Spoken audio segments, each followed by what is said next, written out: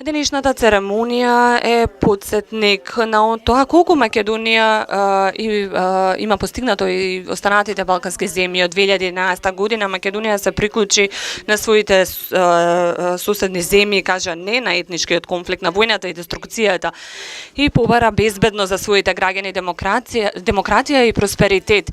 Земјите и своите лидери сватија дека во едно мултиетничко општество и демократско општество мора да се споделува, компромиси мора да се прават.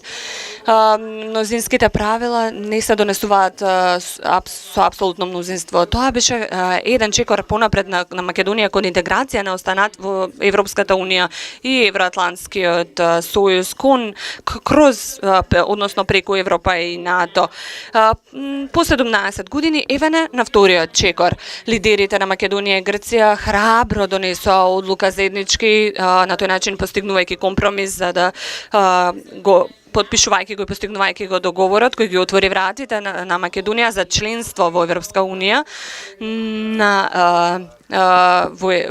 во единствената оперативна воена алијанса НАТО, кој што ги отвори вратите и кон членство во Европска унија. Светот внимателно гледа и покрај големиниот пораст на глобално ниво на протекционизмот и национализмот, можеме да забележиме дека и покрај неодговорната политика која што се води на глобално ниво, Македонија сушност кажа не на скрутинизмот, на корупцијата и на коруптираниот начин на управување и на македонскиот народ и на светот им овозможи надеж дека мирот и стабилноста може да надвладеат поради континуираната доверба кон Европската унија и Евроатлантските сојузи кои што одат напред кон патот на демократијата. Не правете грешка, референдумот мора да победи со демократска одлука, доколку биде неуспешен референдумот, тоа ќе биде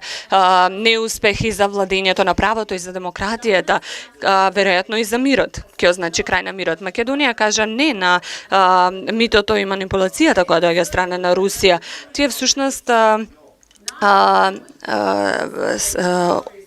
донесоа одлука во рамките на заедничка одлука помеѓу Македонија и Грција, не дозволија на Русија да управува со нивните одлуки, што ќе овозможи навистина голем просперитет и напредок не само за Македонија, туку и за западно-балканските земји. Еве како што заменикот премиер веќе напомена и јас сакам да ве убедам дека тој систем и нашиот систем обезбедува и подразбира поголем просперитет и демократија, демократски напредок за сите земји на Балканот и во Македонија. Се бориме заеднички против тој скрутинизам и мора да се бориме заеднички против корупцијата, но исто така би сакала накратко да